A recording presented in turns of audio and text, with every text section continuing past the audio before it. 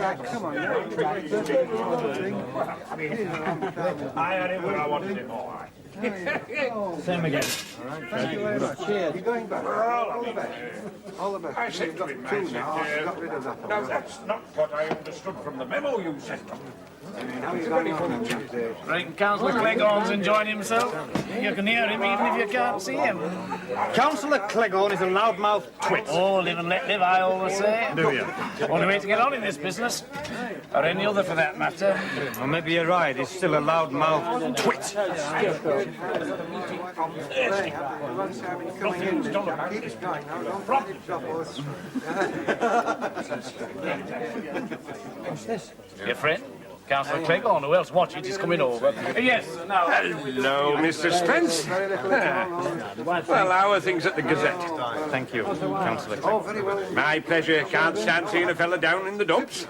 I've been meaning to have a word with you, or rather that editor of yours. Ah, well, Walters is in London for a couple of days. A conference at Shortcliffe House. Oh, so you're in charge, eh? Well. I can't think of a cosier place to run a paper from. Eh, Fred? Well, we all have to look after number one. Which reminds me, I'll have my usual, Fred. And Mr. Spence here will have the same No, again. I won't. Yes, you will. And have another one yourself, will you? Thanks very much, Mr. Cleghorn, I will. Good lad. Now, Bill, a word in your ear. It's about a letter. Now, I put a lot of care and thought into that letter, Bill. I sent it to Mr. Walters for publication in the Gazette. Well, you'll understand that I'm very sorry.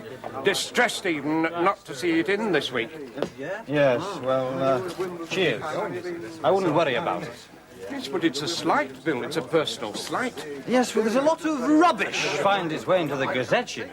One way or another. You can't keep it out. Oh, yes, but what about my letter? Yes, pity, wasn't it?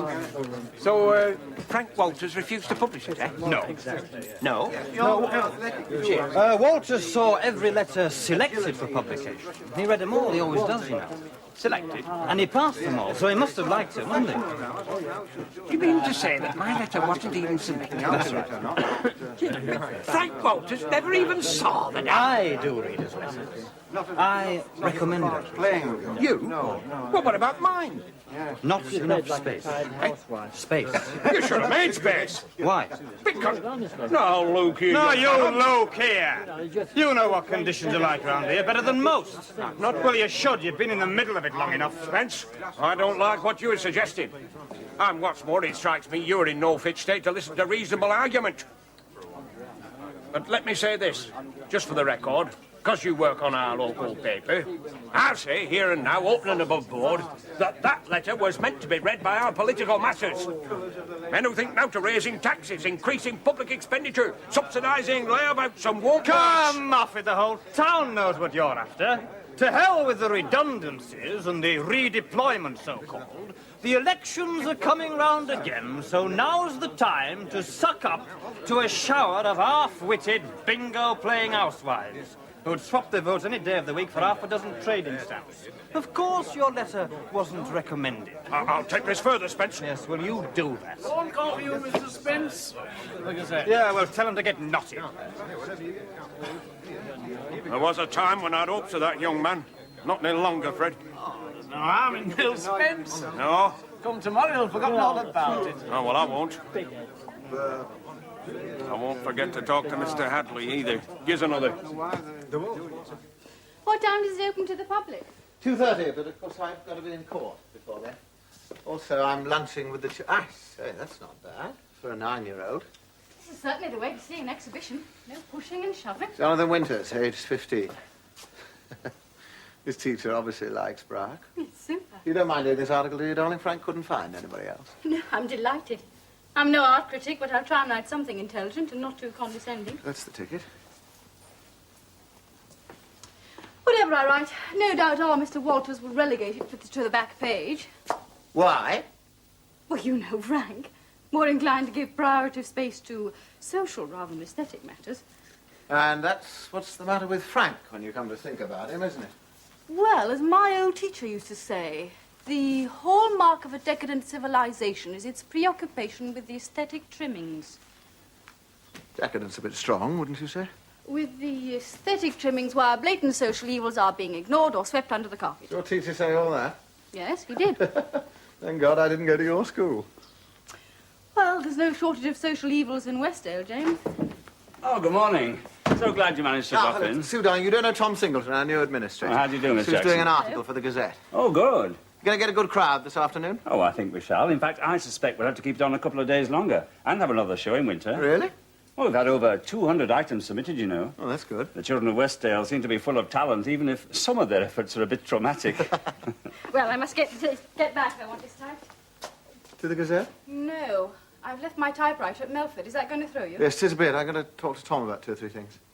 Well, may I take the car and send Maxwell back for you? Yes, all right. Make sure he's back by 10 to 1, will you? Okay, thanks. Oh, goodbye, Mr. Singleton. Goodbye. And congratulations on the exhibition. I think it's great. Oh, thanks very much.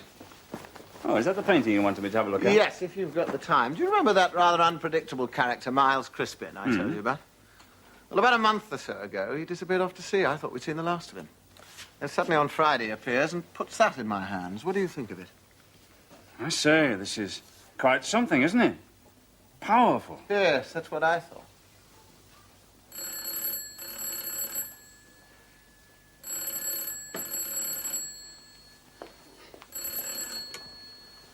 Is that Melford? Yes, sir, this is Melford. Councillor Cleghorn here? Councillor Cleghorn? Oh, I'm sorry, sir. I think you have the wrong number. Mr. Hadleigh? Oh, no, I'm afraid he isn't in, sir. Oh, well, can you tell me where he is then? Yes, he's gone into Westdale with Miss Jackson, I believe. Ah. Is there any message, sir? No message. Here you are, Effie, darling. You get the rest in about 10 minutes. Don't call me Effie, I've told you before. Okay. Haven't you got any work you can do? Oh, yeah, sure. Well, then. Well, the sooner I get back, the sooner I have to start, won't I? Gazette? I'll see you then, Elspeth. Yes, Mr. Walters. It's Elspeth. Well, we're getting on, thanks. I hope we'll have the paper made up and ready for you to see when you... Oh, not tonight. Staying on in London till the last train. Yes, I'll tell the others. And I let Mr. Hadleigh know you'll be back in time to put the paper to bed. Yes, bye. Oh, sorry. Bill Spence. Well, as a matter of fact, he's out right this minute. Yes, Mr. Walters, he's fine. No, really, he's fine, yes. Bye. Oh, my goodness.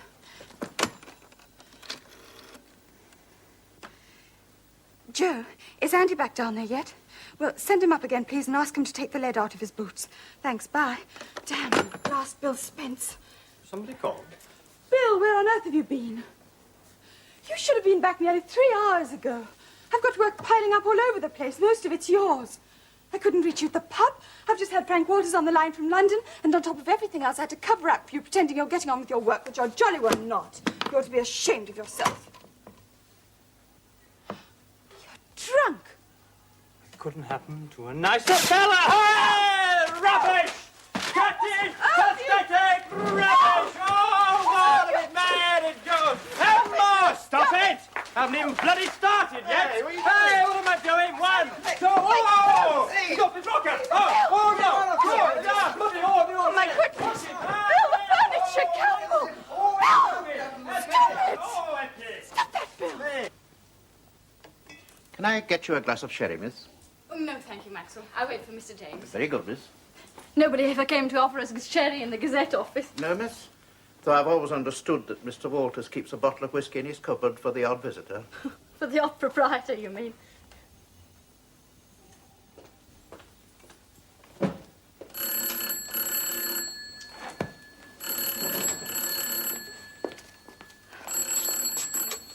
Hello? So, Yes? it's Bill Spence. Hello, what a nice surprise. How are you? How are you getting on down there without my help? Well, I don't know what to do, you see, Sue. What? I can't hear. You'll have to shout or something. Where's that twit, Cleghorn, gunning for me? Walters, he'll have me guts for garters when he gets back. Not to mention the wife and your fiancé and anybody else who cares to join in. James? Yeah. What about James? What about him? I've had me bloody chips, that's what about him. Bill, has something happened to James? Then who's in trouble? I keep telling you, me! Bill, you're stoned. You're stoned out of your mind. So, I'm desperate, Sue. Well, listen, where are you exactly? The phone booth opposite. The Gazette, first on the left. There's a bloke out there with 2 heads trying to get in. Don't say exactly where you are, okay? Bill? Bill?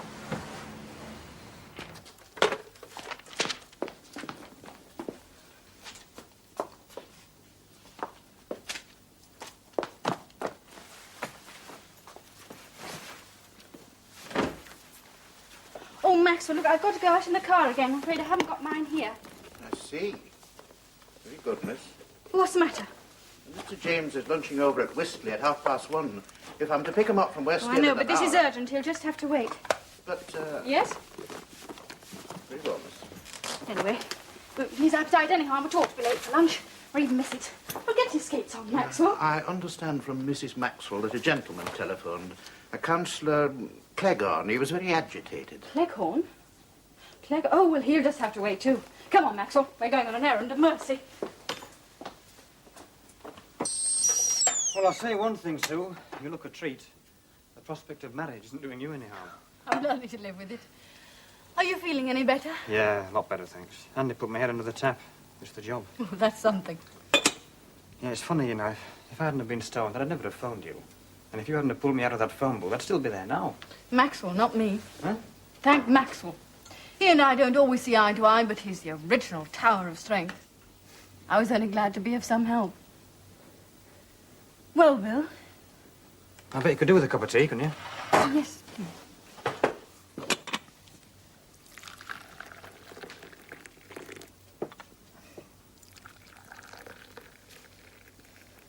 Look, Sue, the way I reckon it, the only bloke that can help me round here now is Hadleigh. James? Yeah. Well, I know I said I'd help, Bill, but honestly, isn't there something you ought to sort out for yourself?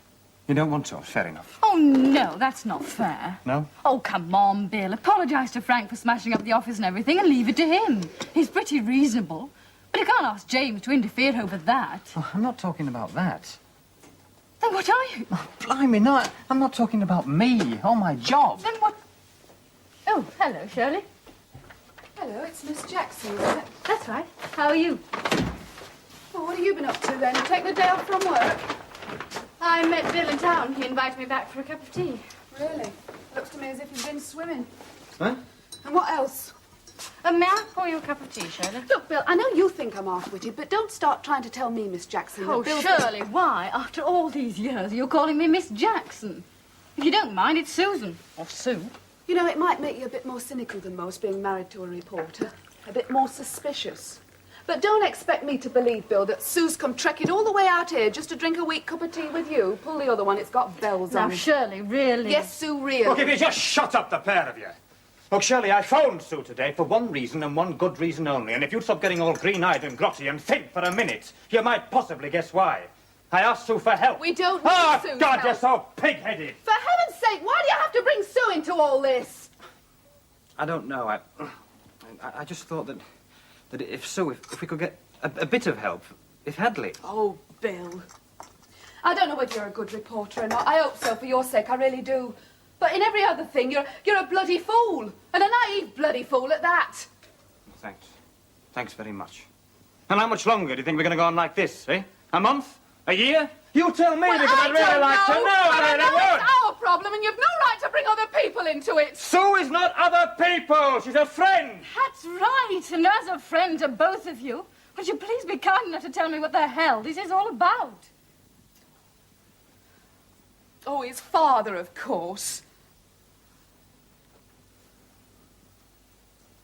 Well, it's nice of you to ask my opinion, but I think it's up to you.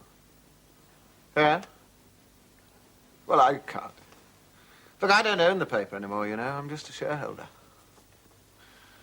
Yes, well, I'm sorry he's let you down, but I think you must do what you think fit. Look, if you want to sack him, you go ahead and sack him. I don't mind.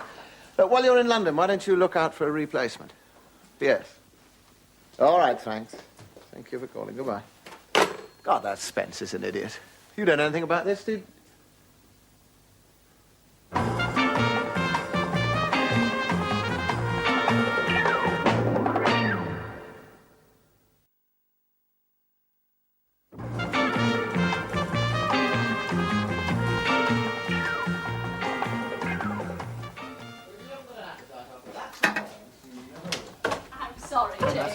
apologise. I've seen a top jock taken twice round Sandown Park before now. Mona Lisa ran away with me, Maxwell. I couldn't stop her. Oh, I'm sorry to hear that, miss.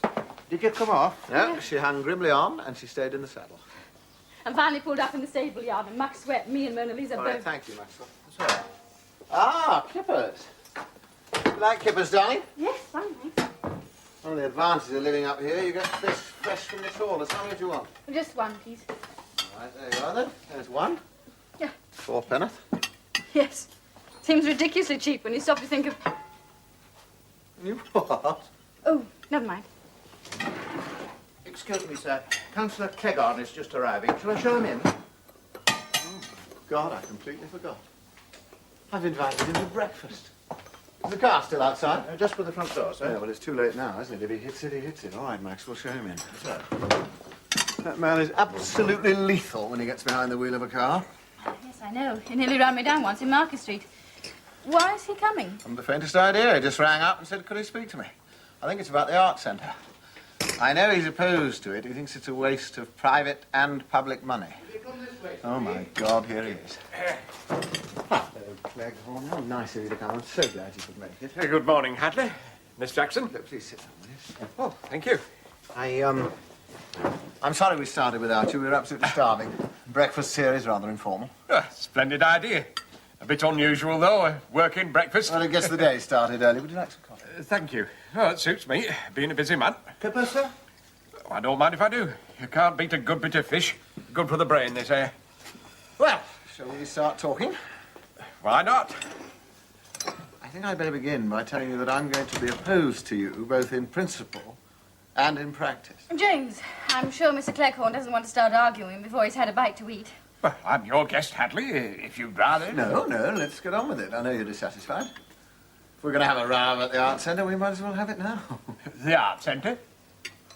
You're a bit wide of the mark. But I thought that was... Well, since you two seem to be at cross purposes, may I suggest we get breakfast over with? And then I'll take Mr. Cleghorn round the garden. It's looking lovely now. Well, some of it, anyway. Miss Jackson, there's nothing I'd like better. But I didn't come here this morning to talk about the art centre. It may have been on your mind, Hadleigh, but it certainly wasn't on mine. Oh, dear me, no. I'm not daft, Hadleigh. I know when I'm licked. You keep your art centre. Good luck to you. Oh, that's all right, then, isn't it? There you are, James. No. I've got something else in mind. Coffee, Mr. Cleghorn. No, thank you. I want to talk to you about a certain young man. An employee of yours, I regret to say. Not to mince matters, the young gentleman in question is, in my opinion, an arrogant, impertinent, loud-mouthed drunk.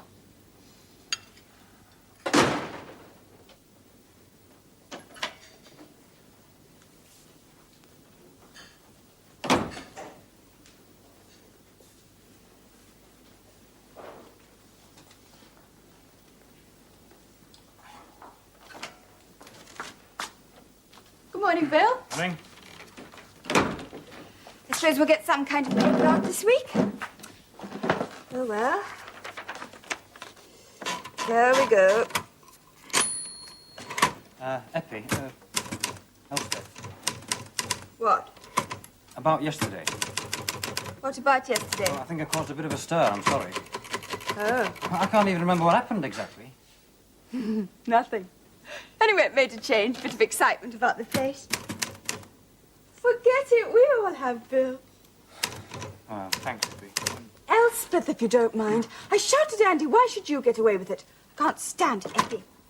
But you'd better watch your step, Bill. I had a chap on the blower yesterday afternoon, Cleghorn. Our esteemed councillor, yeah, I dare say you did. What have you been doing, letting the air out of his tyres? Yeah, well, something like that. Well, you better just pump them up again, quick. Now, let's get through today. Yesterday's dead and buried. There's an eviction case up on the North Estate. Chap's barricading himself in. Sandbags, bedsteads, homemade barbed wire. One here that looks like suicide, but they could have left the gas on by mistake. And a break-in down at Timpson's General Store. As far as I can gather, they got away with a dozen bottles of lavatory cleaner. In other words, you won't do anything about young Spence. No, not one can't. Why not? I can't interfere, so I don't. But if you could. Would I get Walters to sack him, you mean? Aye. Yes. Well, what exactly has Spence done?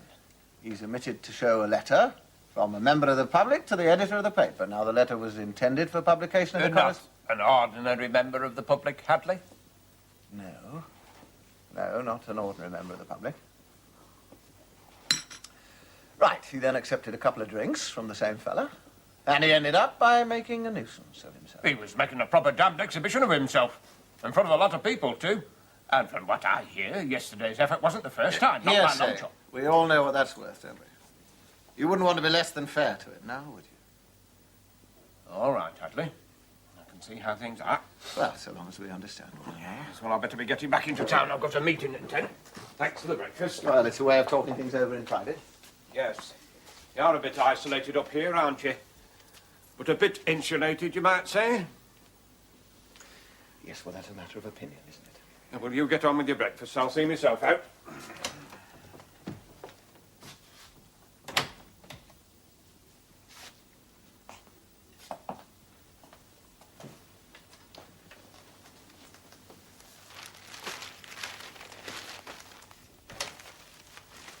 Has he gone? Yes, he's just gone. I had to stick another minute of it. I think I'd have emptied a coffee pot over his head. Poor Cleghorn. He's rather pathetic, really. No, he's just suffering from injured pride, that's all.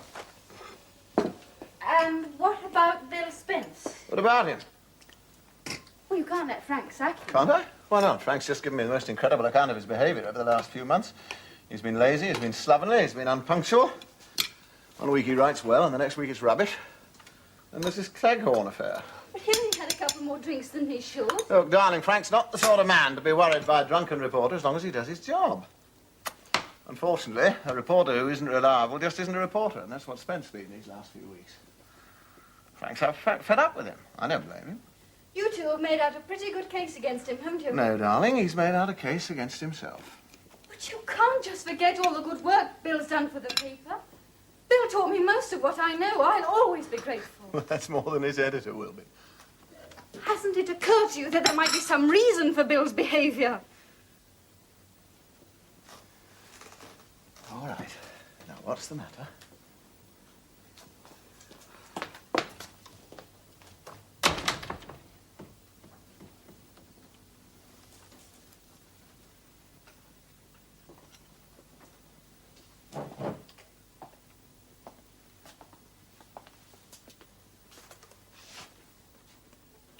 Maxwell, will you get me a pot of coffee, please, and will you get it quickly?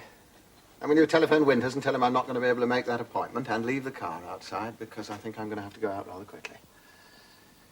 Yes, thank you. Oy.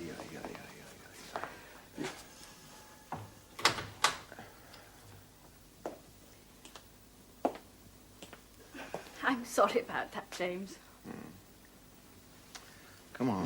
Now, you sit down. You tell me all about this Spence business, will you?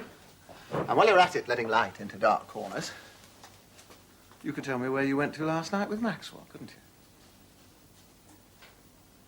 Well, come on. Look, I can just as easily ask Maxwell, but I'd rather you told me. James, have you ever thought how big this place is? Well, it's fair size, I agree. I don't even know how many bedrooms there are, do you? No, darling, I don't. And if you really want to know, I suppose you could ask Maxwell. Why? Well, yesterday, while you were at the art centre, I went to see Bill and Shirley Spence. You could put their entire house, 2 up and 2 down, into Mrs. Maxwell's kitchen. I felt ashamed. I see, what you really mean, of course, is that I should feel ashamed. No. No, I don't mean that at all. The point is that Bill wants to bring his father to come and live with them. But they've got 2 kids, and the place is cramped enough as it is, and Shirley simply won't agree. She says if Bill insists on having his father there, she's going to take the children with her and clear out. I see. They're continually row about it. I got caught up in one yesterday. Can't he stay where he is? No, that's the trouble. He's stuck in this rambling old house down in the estuary with all these other poor old men. 5 to a room. There's no garden. The food's revolting, and he's got nothing else to do all day but just sit there, staring at the wall. What is it, an old people's home? It's a fisherman's home of rest. He's a retired trawlerman. Oh, I see. Being a trawlerman, used to an open-air active life, he can't stand being cooped up all day with all these sick old men. How's his health? Why, he's perfectly fit. But he won't be if he goes on staying there with nothing to do. Bill says he's got a couple of potted plants on the windowsill of his dormitory, and looking after them just about keeps him from going mad. It's pathetic. You see, there's no money left, and there's none coming in to maintain it. It was privately founded years ago, but they've run out of funds. Is this where you went last night? To see for yourself? Yeah. Bill says he's got to get his father out of there before the old man gives up hope and dies. You think you, Maxwell? Car's ready, sir. Look, Sue, I've got to go out in rather a hurry. I wonder if you could get yourself home. Yeah, sure. Yes, I came in my car. It was doing funny things, but I made it in one piece.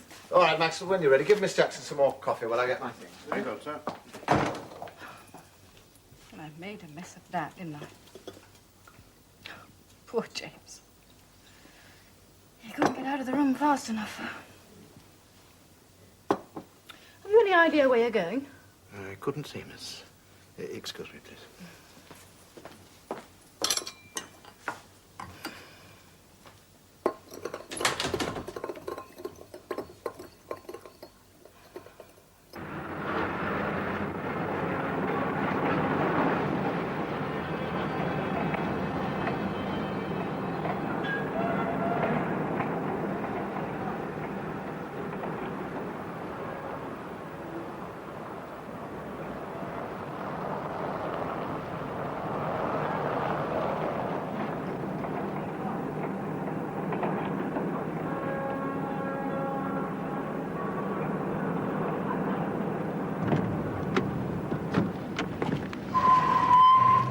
All right, Maxwell, you stay here. Yes, sir. Where is it exactly, do you know? Down to that corner, then turn right for about 100 yards, and you'll see it on your left.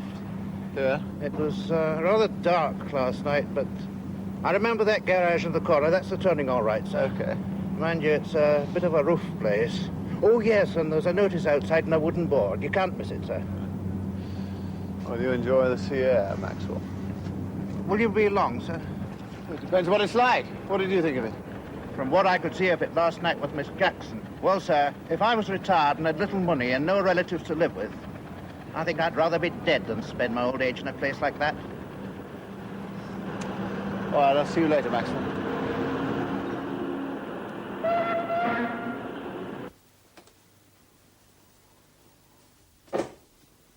Oh, Mrs. Maxwell.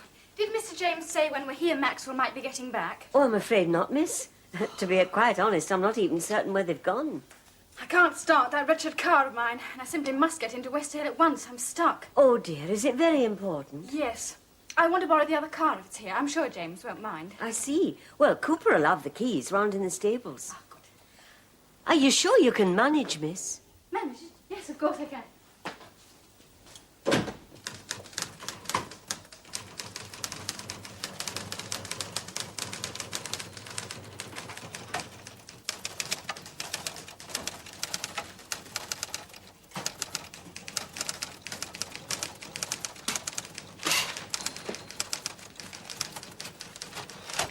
Here's some more.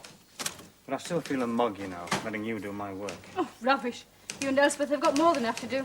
Anyway, I miss working here. You have? Yes, of course I have. Oh, I've got lots to put in its place, but I still miss all this, now and again. Well, thanks, sir. The main thing is if we can get all this paper set up and all ready for when Frank gets back. Then he might feel more kindly disposed towards you. Yeah, but we mustn't try too hard, though, or he might get the impression that he's not indispensable. Which would never do. Bill? I did speak to James about, well, things. And? You try, anyway. Andy? Yeah? I reckon I owe you an apology. An apology? What for? Oh, crikey, I didn't do that, did I? Well, No, if I did, have a swing if you want. And now go on, I deserve it. No, you never touched me. Hey, but you should have seen the fight I was in. I met this bloke, see, last night, and he keeps on telling me how United were never any good till they could buy Georgie Best, you see. Well, he tells me afterwards that he come from Manchester. That did it. I had to sort him out, didn't I? And he sorted you out? Yeah, yeah, that's right. But he wasn't a bad sort of bloke, you know. We had a couple of jars together afterwards with a couple of dolly birds, you know.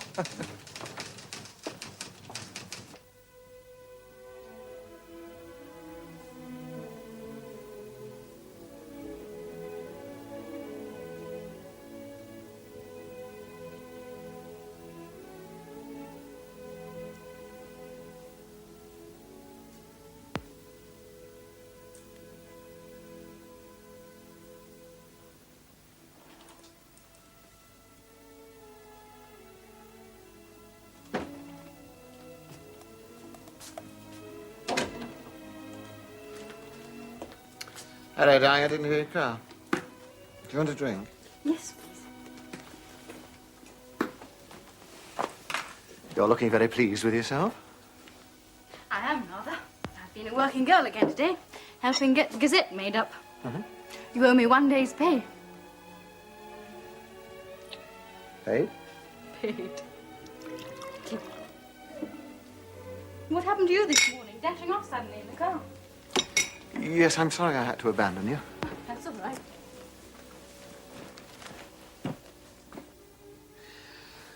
Now, you're dying to tell me about the Gazette. Come on. Is it a good number this week? Yes, it's super. And fun to be back in the office again. You miss it a bit, don't you? Yes, sometimes.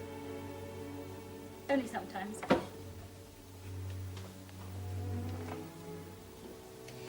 Excuse me, sir. I've made up the bed in Nanny's old room and I've put a fire in. Will the gentleman be taking his meals in his room, sir, or downstairs? Yeah, I think you'd better ask him, don't you, Mrs. Maxwell? What gentleman? Is somebody coming to stay? Do you want me... All right, thank you, Mrs. Thank Maxwell. you, sir. Well, who is it? It's Mr. Spence. What? Maxwell's just brought him back from the doctor's. He's been having a checkup. Is he? James! Please, don't chatter. I'm trying to do an anagram. James, thanks. Why, yes, all right, pleasure. R-A-Y. A-R. The only thing is... Yes, what's the matter? Nothing. Nothing at all. Ah, cemetery.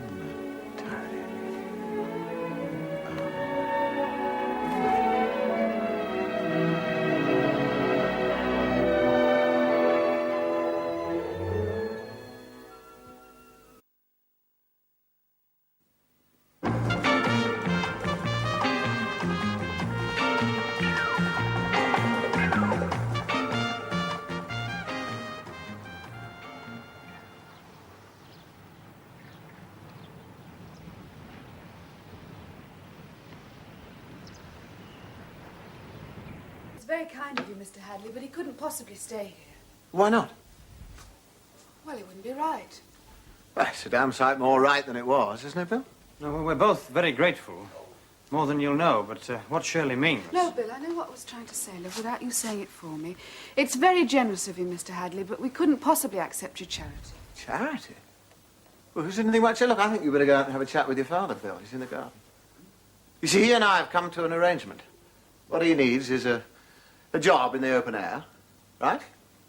I'll say it does. Well, what I need is a gardener, so there's a job for him here. I really do need him. I mean, he can stay here for about a month, and then he can go and lodge with the Goodisons.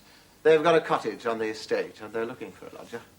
So they'll make sure he gets, well, decent meals, that sort of thing. Well, will I see you at the match on Saturday? Well, that depends. On what? Well, I'm still looking for the Gazette. Oh, I see. Well, I think I'll see you at the match on Saturday. Thanks. Now, don't thank me. You go and thank Sue. Well, come on then, Bill. We'll say goodbye to Sue, then you've got a pile of work to do. Yeah, but you better watch him once he gets a spade in his hand, because he'll turn the whole place upside down and start all over again.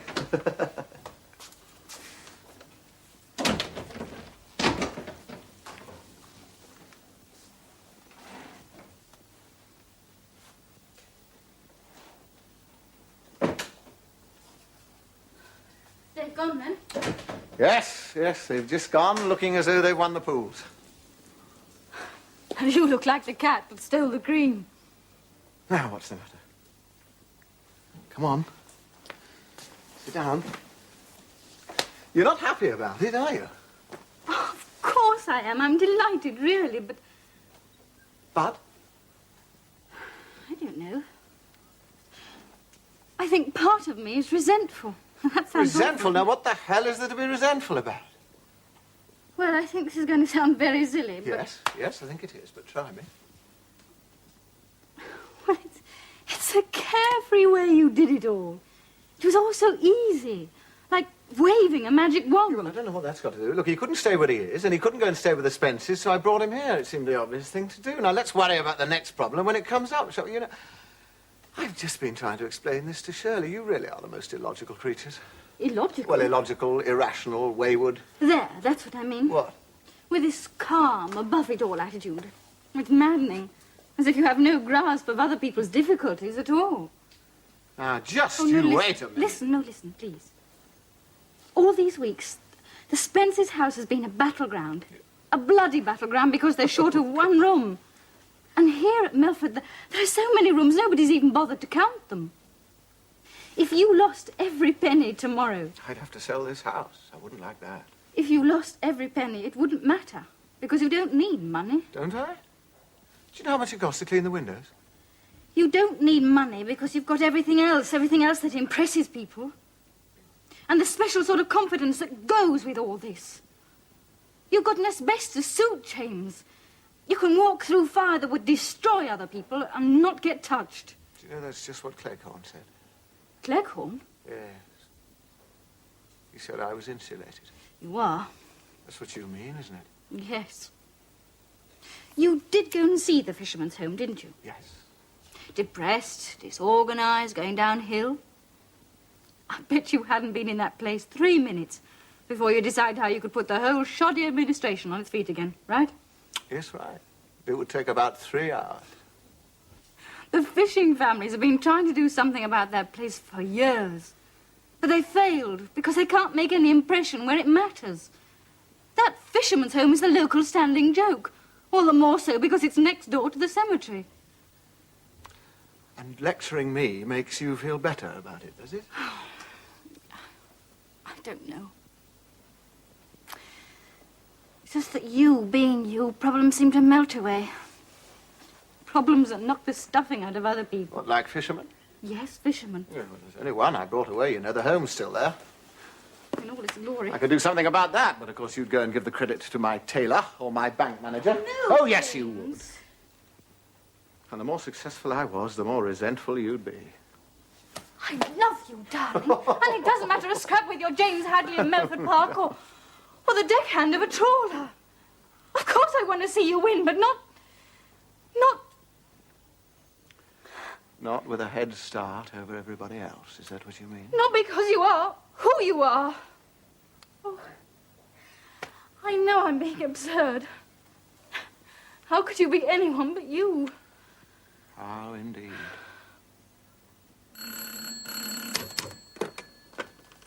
Gazette? Oh, yes, Mr. Hadleigh, I'll get him. Bill? Hold on, please. Bill Spence? Ah, yes, Mr. Hadleigh. Yes, fine. Good. Fine. He wants me to mount an all-out attack on the fisherman's home. Quite right, too. Shamefully neglected by all sections of the community, that kind of thing. And he wants information about the trawling industry. No problem for you.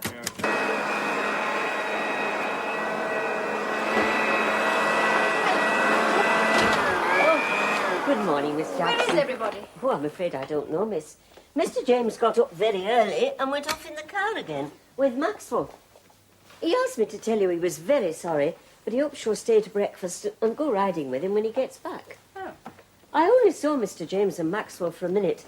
Half asleep I was. Mr. James has always been a bit impulsive, miss. Sort of unpredictable. I rather think I'm still finding that out, Mrs. Maxwell. I can't imagine where he's gone. Well, I couldn't get any sense out of Maxwell, but I know that silly look on his face when he's up to something. Thinks he can keep a secret from me. A secret? Well, so he might, but what he can't do, he can't keep it a secret that he's keeping a secret. Yes, I see. Now, you just wait there, miss. I'll have your breakfast ready in no time at all. Thank you. All this toing and froing, thinking he can pull the wool over my eyes. You must think I was born yesterday. Oh, I'm sure he doesn't think that, Mrs. Maxwell. And what was Mr. James doing up at that hour? And whatever it was, Maxwell should know better, letting him.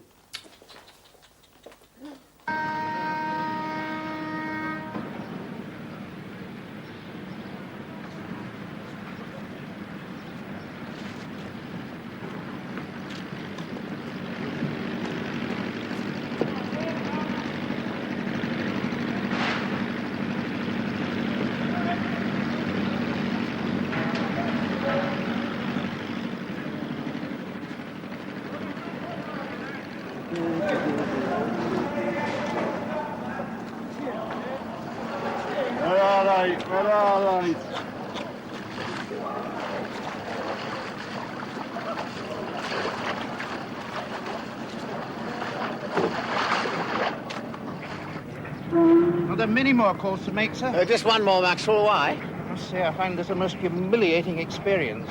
If you'll forgive me for saying so. Yes, I'll forgive you, Maxwell, but just stop being so depressing, will you? It's not as if I've asked you to set sail on one of those things. No, sir. I'm very glad you're not. You know, I think that's probably it. You want me to come in again with you, sir? No, thank you, Maxwell. You just put another sixpence in the meter. And you can sit in the car and wait for me there. Thank you, sir.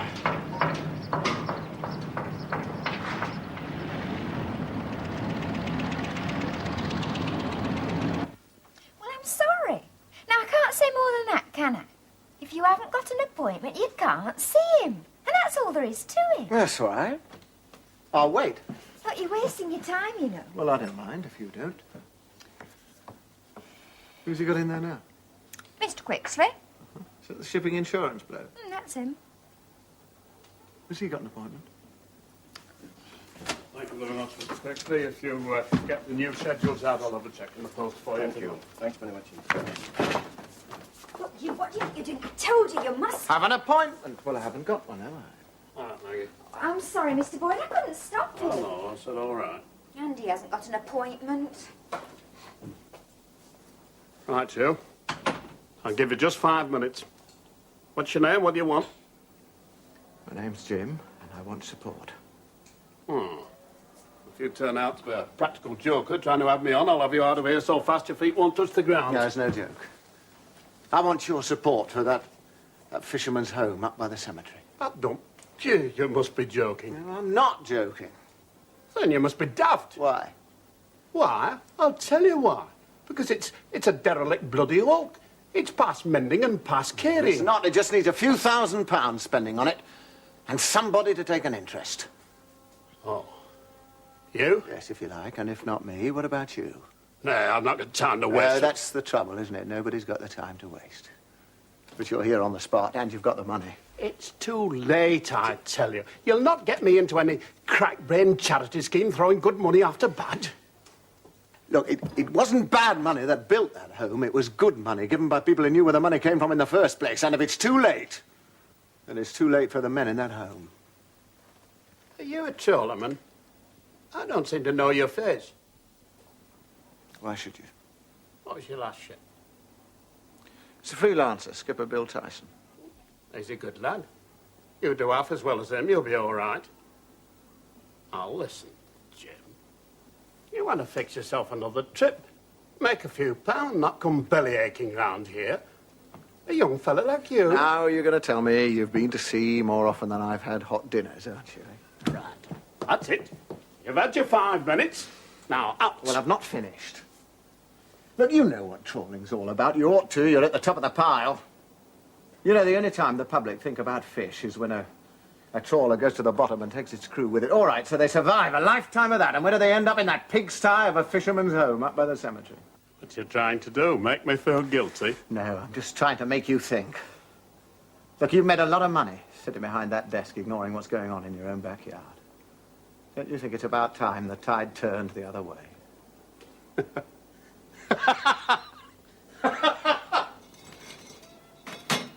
Jim, you said? Yeah, that's right. Jim. Short for James, eh? James Hadleigh, if I'm not mistaken. Now, I'll not call you a liar, but how about taking off some of that fancy dress and telling me what all this performance is about, eh? I tackled them all in their offices as a deckhand, and as a deckhand I was thrown out. I was a total failure. I'll never accuse you again of doing things the easy way. Well, it was a very deflating experience, I'll tell you that. But Boyd didn't throw you out, Well, darling. of course he didn't, darling, but then he knew who I was, didn't he? Still, he's going to set up a trust fund for the home, so I suppose it wasn't a total washout. Nope. The asbestos suit triumphed once again. Yes, well, I got pretty singed in the process, I'll tell you that. You know, if this doesn't rouse a few sleeping consciences, I'm going to personally arrange to conduct a tour of that home so they can see for themselves. It's a very good article. You know what really upsets me about this? Telling all those lies to Boyd about being a deckhand. That still nags at me. But they didn't believe you. No, but I lied like a trooper just the same.